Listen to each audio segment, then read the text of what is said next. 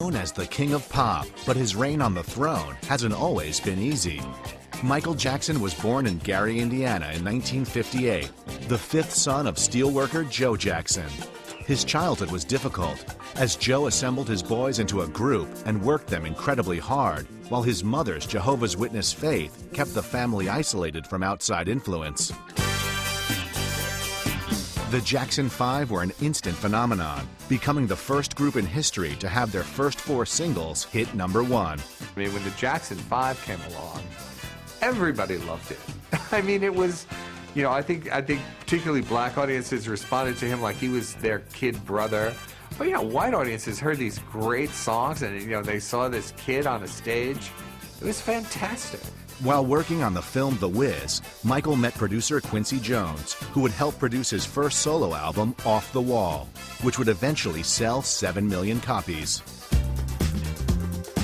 Jackson's next project became the biggest selling album of all time. Propelled by pristinely produced pop hits like Billie Jean and groundbreaking music videos, Thriller helped Jackson, sporting his signature sequin glove, moonwalk his way to becoming the biggest star of the 80s. Well, on stage, Michael Jackson was just an explosive performer. You know, stuff, again, that he learned from Jackie Wilson and James Brown. He took that and did his own version of it. Thriller changed the industry, spending 2+ years on the charts, spawning an unheard of 7 top 10 singles. He kind of like created the modern day music video. I mean, with Thriller, I mean, that was like a movie. As his fame grew, so did the focus on Jackson's eccentric personal life. Stories of plastic surgeries, his friendship with a chimp named Bubbles, and his attempts to buy the Elephant Man's skeleton earned the star the unwanted moniker Wacko Jacko in the press. Thriller had raised the bar to such unrealistic levels that despite containing 5 #1 singles, disappointment surrounded his next album, Bad.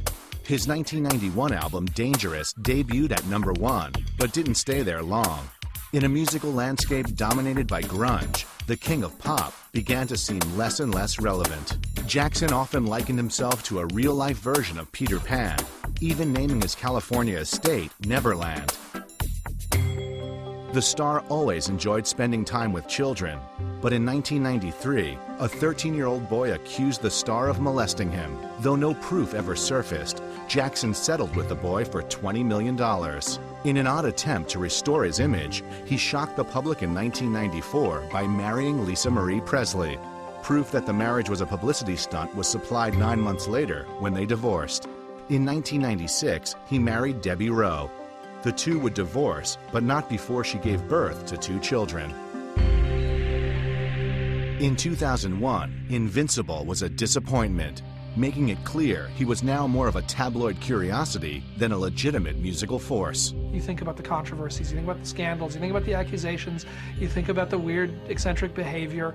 You know, by the time you get down to, oh right, and he's one of the greatest singers of all time, that's way down on the list. That's a very difficult thing to come back off of.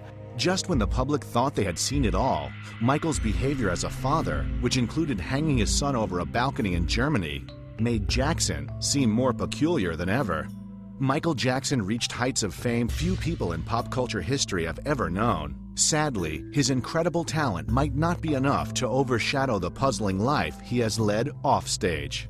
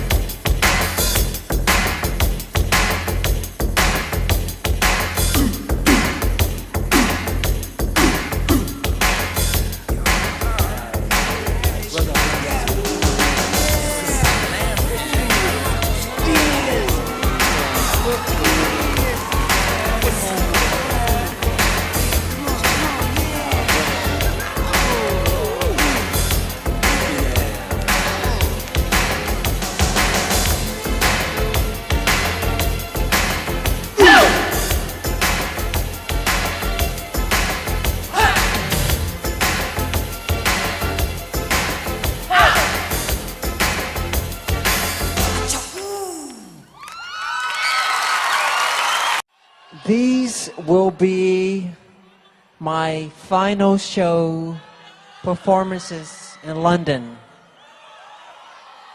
This will be it. This is it. And when I say this is it, it really means this is it.